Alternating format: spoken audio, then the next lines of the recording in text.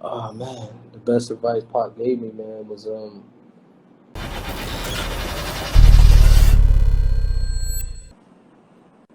what's going on, bro?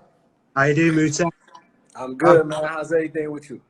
God, really good, brother. Really good. Really good. It's a pleasure to have you on my show. Dope, dope, man. The pleasure's mine, bro. Oh, for sure, for sure. Hey, so before we start doing the fans' questions, congratulations on the book. Thank you, bro. Thank you, man. I appreciate it, bro. Hold on, let me So, get something to hold my phone. Let me go get a pillow, man. I'm still doing some things ghetto. 1 second.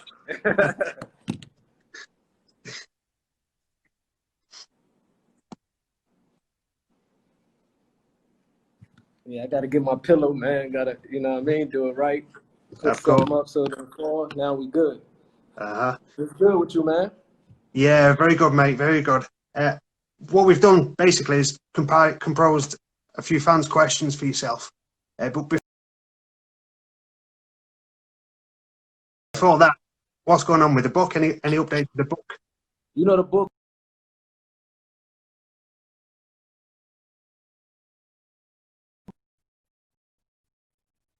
Of course. Some small things that they had to go through, but it's coming soon, inshallah. Walaikum salam, Abdul Ali. That's my homie Wap. So it's Yes. coming soon, inshallah, bro. God willing. Oh, of course, of course. It's an exciting book. Very exciting prospect. Thank you, bro. You read, I think Suleiman sent you something of the book, right? It did. I'm pretty much halfway through it. I'm pretty much Wow, halfway. wow, wow. Uh, That's dope.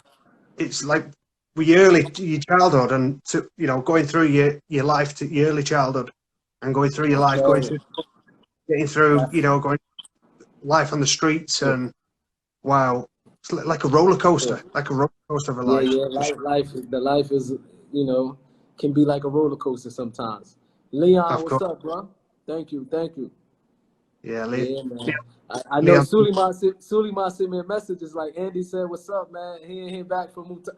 I said, trust me, I'm on it, bro. I apologize not getting back to you, but I haven't forgot. You know what I mean? Oh, don't worry about it. Don't worry about it, bro. Definitely, Life man. gets in the way sometimes. I know you're a busy guy. You're a busy guy. So I mean, Definitely, definitely.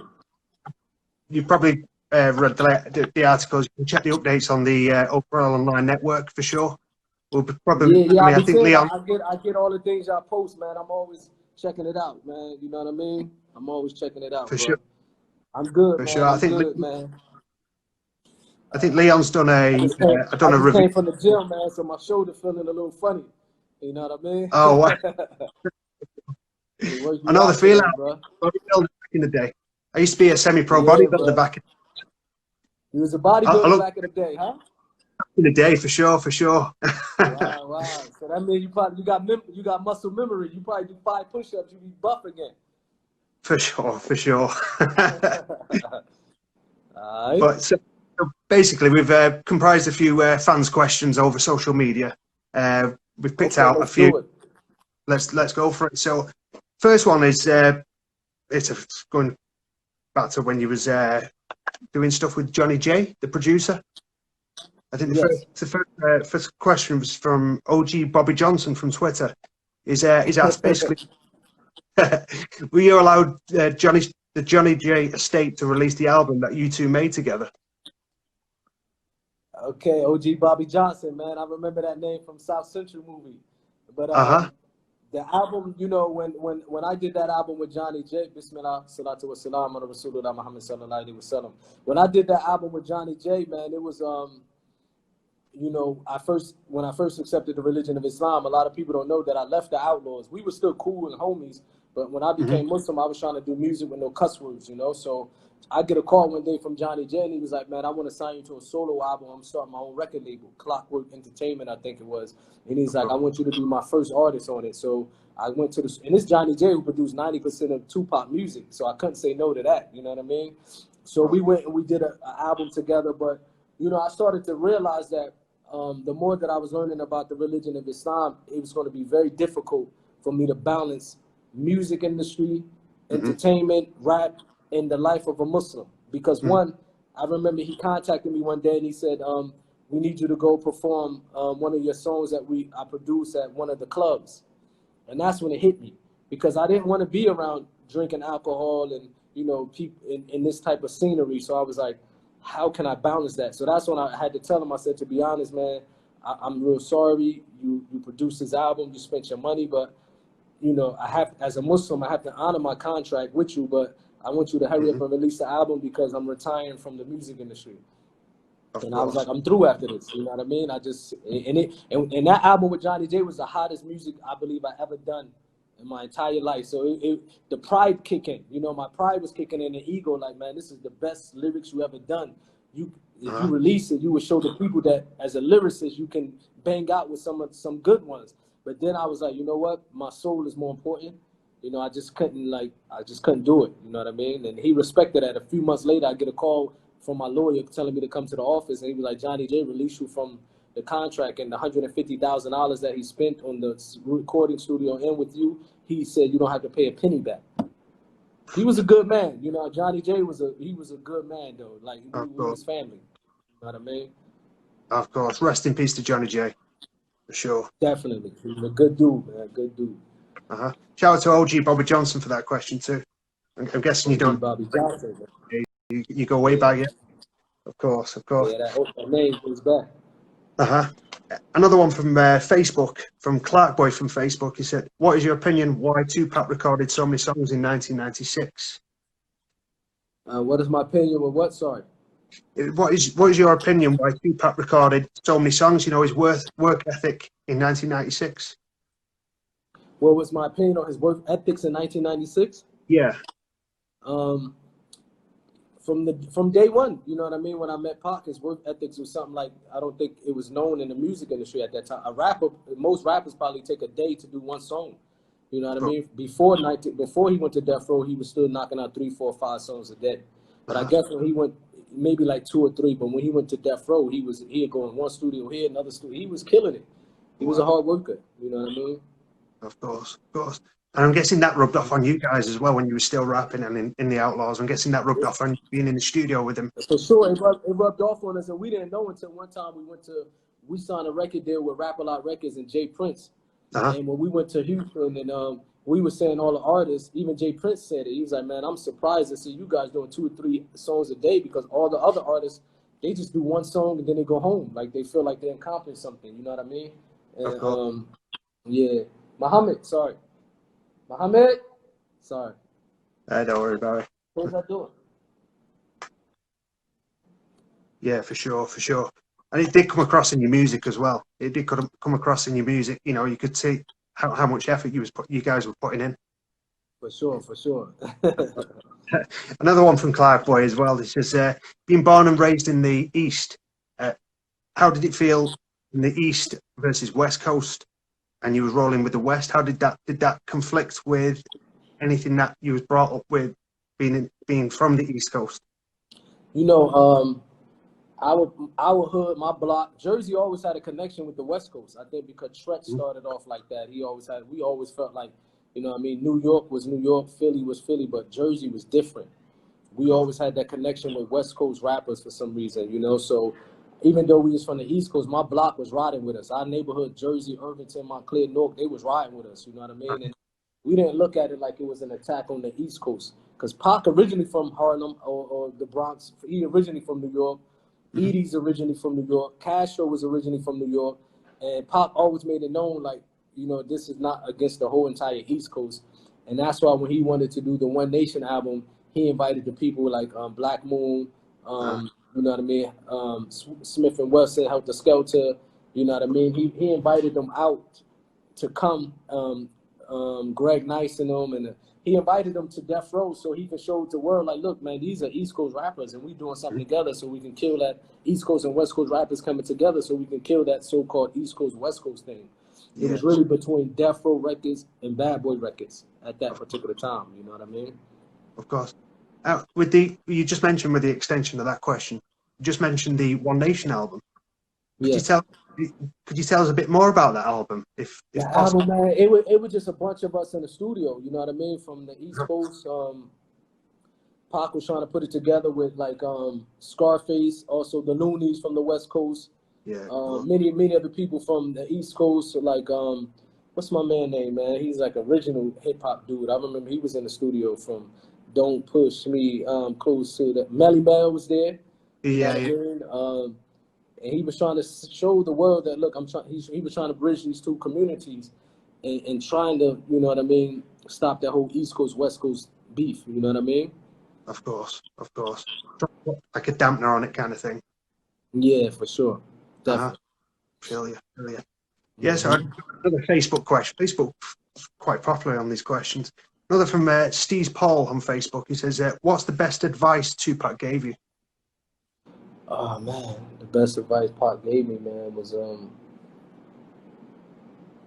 man, you know, Pac was a person who was he was an individual. Well, I can say some of the things that I gained from him is that he was an individual that stood on what he believed.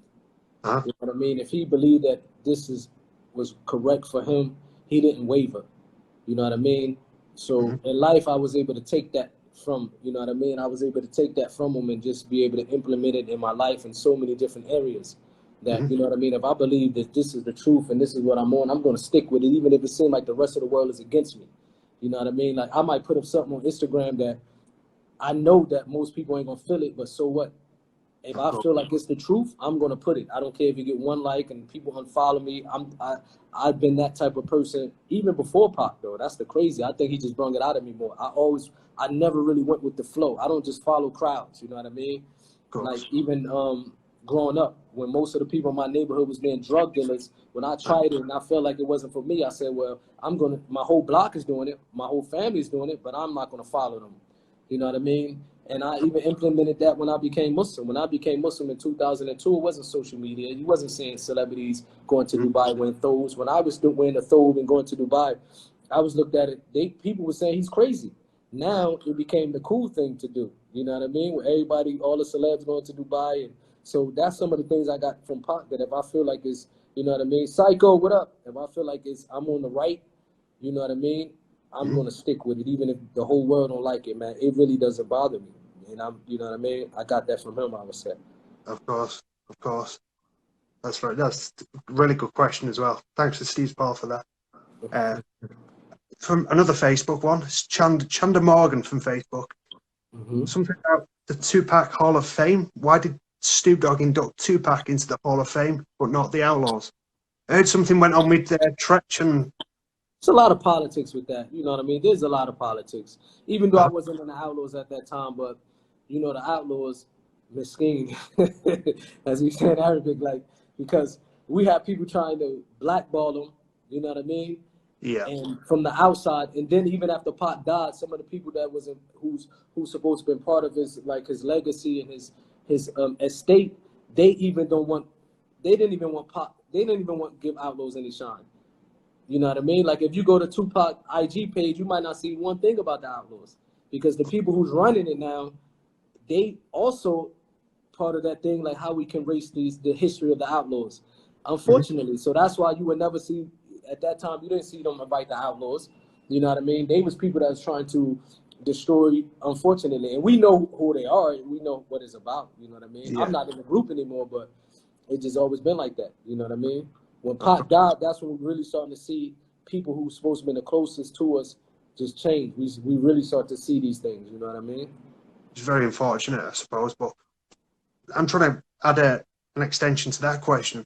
How would Tupac feel about how whoever's running the Tupac estate, how would he feel if he was there about that I situation? definitely don't think he'll be happy. You know what I mean? Uh, Like Pac was loyal. We was loyal to him. He was loyal to us. He would never allow people to try to you know you know look like put down the Outlaws while he was alive. You know what I mean?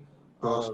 He stood up. You know what I mean? Pac put his safety on the line a few times, Mm-hmm. even for me. Like I seen it. I seen like the Made Niggaz video. You know what I Yeah. mean? How when it's a video out where you shows like some type of altercation happening.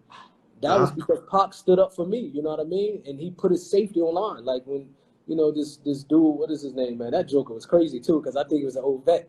He was an old American veteran from who fought in one of the U.S. armies, but then he became like a what is it called? Man, he was one of the he was one of the actors. You know what I mean? He was one of the actors in the movie the short movie that we were trying to shoot for those videos. And I guess he just felt macho, like I had to be the one like to shoot him in the movie. Of course. And it was fake bullets. Like the video is in the, you know what I mean? It was fake bullets. And but I guess because he's an old Vietnam vet or one of these vets, a lot of them jokers be crazy. A lot of them when they come in the army, they just be crazy a little bit, man. So I guess he was just pumped up, and just because he's in the army and you know what I mean, he think he tough, so he kept talking stuff. And I remember as a kid, I was mouthing back to him, like, man, but I remember at the same time, like, man, I don't want to mess the video shoot up for Pac, because I also know how Pac can also say, man, y'all always messing stuff up, but I kept arguing back and forth with this dude, and it was always tension, and we going back and forth, and I think he was like, we can go out. This was a grown man. I was 17 years old. This is a grown, crazy man. And he was like, we can go outside of the back, and Pac just flipped, and that's why you see that altercation. Like, he put his line. The dude went and got a gun. So, wow. Like, he really was a crazy army guy. But by that time, we was gone. Of course. Just swept up there. I think the footage behind the scenes on that, I think there's a... Yeah, it's behind the scenes. He was a little crazy, for real, I think. Of course. I think he was talking to Gobi on the... Was it the walkie-talkie? I think it was. Yeah, you can hear Gobi and them talking, but he really went and tried to get a gun. By that time, we left. But ain't no telling what he would have done if he would have came back. You know what I mean? Of course. I mean, is there any other... Cali, what's up? Huh? Yeah, shout out to everyone on the live.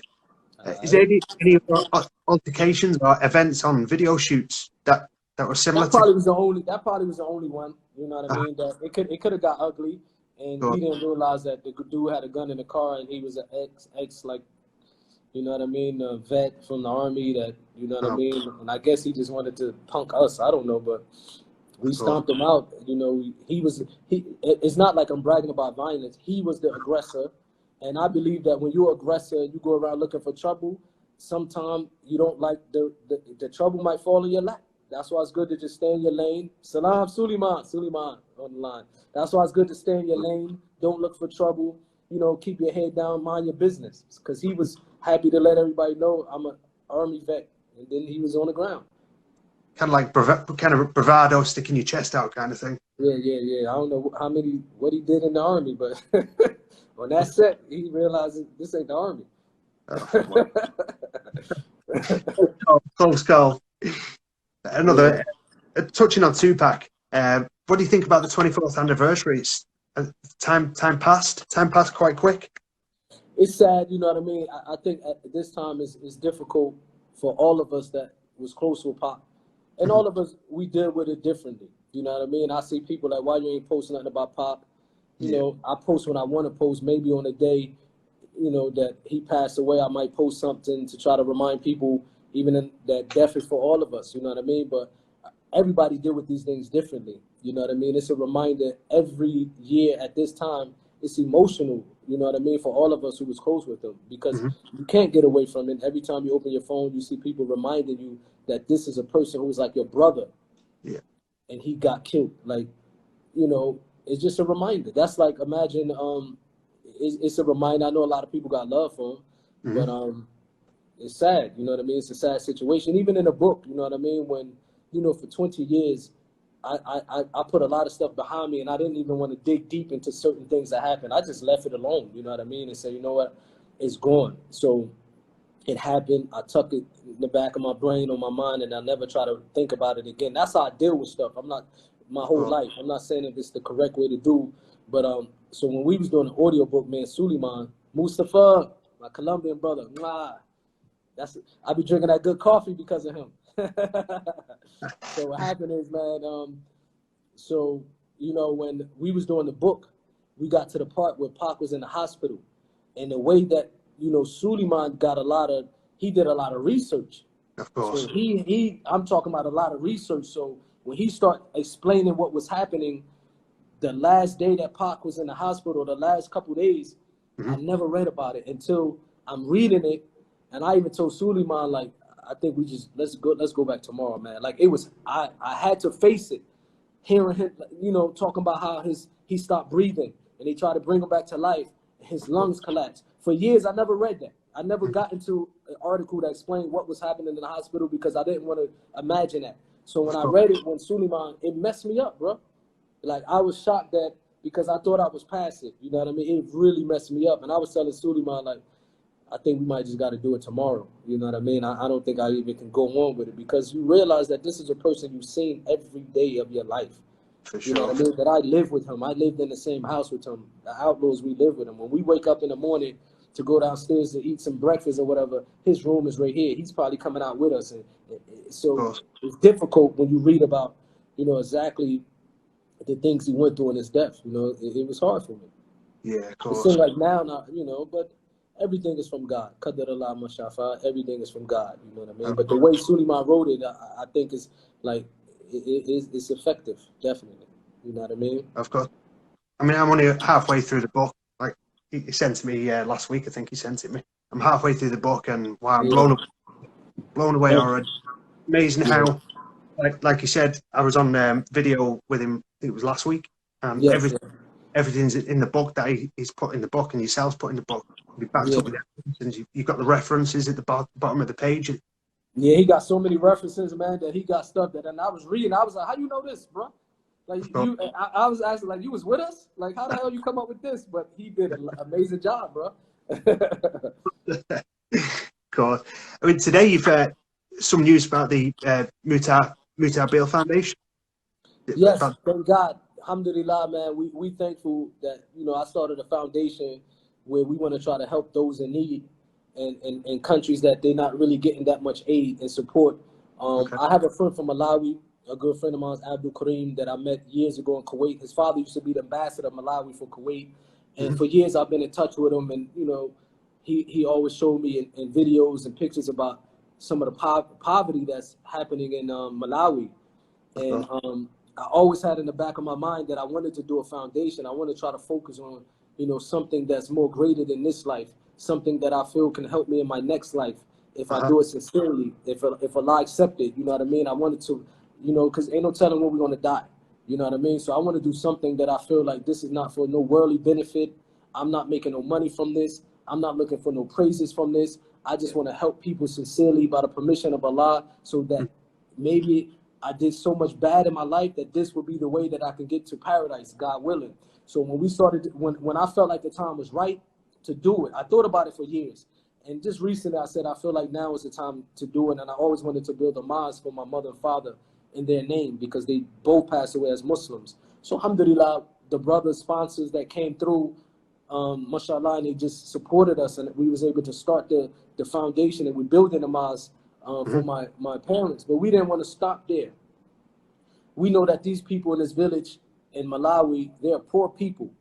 You know what I mean? So we said, what can we do? I was discussing with my brother, a Turkish brother from London, and we was like, what can we do to help these people be self-sufficient by the permission of God, that they don't have to be begging online places in the name of charity? Unfortunately, a lot of them have their intentions is corrupt. Unfortunately, a lot of times it's the reason why they're going in the name of charity. And most of the time, unfortunately, they're not really there for the sake of charity. They're there for another agenda, unfortunately. Very so true. when we was thinking with this brother, we was like, what can we do to give back to these people? You know what I mean? So he said that, you know, let's come up with some farming idea where we purchase the land. It's called a waqf in Islam, meaning we will purchase land from them, from their village, from one of the village owners. We will purchase that land from them. Then we will give it back to them and say, this land is dedicated not only to the owner of that land, the previous owner. This land is now owned by Mutah Beale Foundation, but it's dedicated for the sole purpose of farming for the people of this village, to eat the food from this land and to also sell it to make an income. We don't want a penny back from it. So alhamdulillah, by the permission of Allah, man, any good, like, wallahi, this is from God. You know what I mean? That this good thing is not from me saying that I did anything good or I outsmarted somebody or God favored me. Maybe the people of that village is loved by God, that he used us to be able to to take that money and help them in that way. Maybe my parents, man, Allah had mercy on them, did some good that God allowed them to us to build a mosque on their behalf. That's what I look at it as. You know what I mean? So we thankful for that. Alhamdulillah. I wish there was more people like you, Mutah. You know, just giving it back to people. Inshallah. Unfortunately, with ourselves. It's great to see. Brilliant to see. Thank you, bro. Of course, massive respect to you. Appreciate it, man. I'm a big coffee drinker, me, and I know you've got your own coffee brand. Tell me about it. Yeah. The coffee drinker, man. My man Mustafa, if he was online, I just had a meeting with him at my coffee shop. We discussing the coffee business, bro. You know, coffee is something that I really want to continue. I've been trying to do coffee. A lot of people think they just wake up and I just woke up one day and I had a coffee shop, man. It took some years for me. You know, I was doing research about coffee. I found an email that I was researching about coffee in 2005. Wow. You know, years later, I finally opened up my coffee shop, my first coffee shop in Saudi Arabia 8 months ago. We had another one in Ras Al Khaimah with my friend Anthony, my brother Anthony, a couple years ago. Sorry, so it didn't happen over like Medina Adi, what's up? That's another friend from Medina Day. I just love coffee. You know, when I was a kid, I remember my grandfather. My grandfather was from Cuba. Okay. The first time that I ever drank coffee, he came one day, or he was sitting in the kitchen, and he made this coffee. And I remember asking him, like, what's that, Grandpa? You know what I mean? It's all this coffee from my land, from Cuba. I don't know how he got it in there because it was embargo against Cuban. Like, you couldn't get Cuban coffee, cigars, and nothing. But I don't know how Grandpa got it in there. And then he was like, try it. When I tasted, I just remember as a kid, it was like bitter, but it was a unique taste. So fast forward later, after leaving the music industry, I used to have a quiet for a different type of brown taste. You know, before that, you know what I mean? It seemed like as soon as I stopped drinking alcohol, I just started remembering coffee and just wanted something brown again. So I was like, you know what? Let me start drinking coffee again. And I just fell back in love with it. It's like the black stuff is too much to say. The black stuff, of course. Yeah, for sure. So my grandfather's the one who opened up that, you know what I mean? Who gave me my first cup of coffee from Cuba. Wow. Big part of history there. Have you got any plans to expand? I know you said you have got two coffee shops at the moment? We have one. You know, I got people that's trying to, you know, I get people contacting me from the UK, from America, from different cities of Saudi Arabia to expand. But you know, in business, you have to be real careful because you don't want to rush overnight. Like for me, I don't want to expand until I feel like I know the ins and outs, everything I need to know about the coffee business. You know what I mean? So I don't want to give somebody my coffee brand, for example. I got people that contact me all the way in Indonesia, and I give them the rights, and I'm not 100% firm on my coffee knowledge and things like that, and I give him the rights. So he fell because I didn't teach him certain things, then the brand goes down. So it's good to be patient. It's not good to, you know what I mean? Most people only focus on money, and then they try to expand quickly, and then it end up hurting them. You know what I mean? So when the time for us to expand, it will happen when I feel we ready. When I feel like I'm ready. You know what I mean? Of course, and I think that's very sensible business-wise. That's very sensible, I suppose. Definitely. We've seen. I think it was last year you released onto your YouTube page. Was it a poem? Yeah, I do a little poem here and there, a little poetry every once in a while. You know what I mean? I just, you know what I mean? I like writing. I still have, you know, every once in a while, I just want to see if I still got it. I think I'm rusty though. You know what I mean? But You've still got. I put something out every once in a while. You've still got that lyrical edge to you, I think. Thank you, bro. Appreciate it, man. Appreciate it. Is there any plan in the future to release anything like maybe a poetry album or? You never know, bro. Maybe a poetry album, poetry book. You never know. You know what I mean? I just gotta feel it. The same way, even when I write a poem, like I can go months without writing a poem, and then one day I sit down and something will come on my mind. I just write it. Then maybe another 6 months I don't want to do poetry. It depends on how I feel. You know, that's the good part about it, that I'm doing it for fun now. Like I don't feel like I have to do it. Like as in rap industry, you have to stay ready because this is your livelihood. Alhamdulillah, rap is not my livelihood anymore, so I can go in and out with it whenever I want. The poetry. Of course. Here's a big question. Would that poetry ever lead you going back to maybe joining back with the Outlaws? Nah, that ain't. The Outlaws too old, man. I don't want to join them. Nah, I'm joking. Nah, I'm through with rap, bro. I'm through with rap. For sure. Through with rap. Edie and No, they my peoples, man. I'm through with rap, alhamdulillah. I don't listen to music anymore, you know, because of my personal understanding of Islam and music. I stay away from it. You know what I mean? I pray that I would never go back to it because I don't want to go back to it. I know what comes with that lifestyle. So I just do poetry every once in a while just for fun. You know what I mean? Of course. course, and that's big respect to you. Big respect. Don't sleep on the pen, bro. Suleiman got some skills too with that pen, bro. Really? O for L is online, man. They heard me say the Outlaws are old. I don't want to join them. They might try to do a diss record against me. He didn't know, so I need to chill. I think we've started now. I mean, how can people, going back to your foundation, how can people donate to your foundation? You know, we have a link. Once we have some other projects coming up, we probably will, you know, start promoting ways that people can donate. I'm just the type of person, I don't want people to donate unless we really have a way to spend their money, you know, because this is a manner in Islam that, especially when you have a foundation and you saying that you're raising money to help people, and every penny that you raise, God gonna question you about it. You know what I mean? So, of course, we have a link on my IG page if people want to donate here and there, because it still will go towards, you know, our projects in Malawi. You know, every penny will help, but you can still donate, you know, because you might have a fee for the masjid, but once you start, they say, oh, well, now we need an extra 1,000. That's how it works in these things. But I don't want to collect until I say, okay, this project costs this amount of money. Like when we was raising money, as soon as we got the money, we took the link down. We don't want to make extra money. No money is going to our pocket. I don't believe in that type of stuff. I don't believe in money. Like some people take foundations and they pay themselves salaries, which might be permissible. Even in Islam, I don't know. I don't want to do that. You know what I mean? Whatever I raise, I want to go to the people we say we're going to raise the project, and that's it. I don't want to mix my livelihood with the money, you know, with that type of stuff. I'm afraid for that. And that's what took me so long to actually move forward with the foundation, because I felt like now, alhamdulillah, Allah opened up more other doors for me where I have this business, I have this going on, you know what I mean? And I don't want to worry about the money from the foundation, alhamdulillah. Of course. Leon's put hit him up part 3, I think he's put. I think hit him up part 3. Yeah, the Outlaws might, you know, come at me because I said they old, bro. Of course. So after the releasing of the book and the success you've had with the coffee brand, what's next for Mutah? You know, we're about to do this podcast show. It's going to be funny. It's going to be enlightening and funny. It's called Two Americans in a Saudi.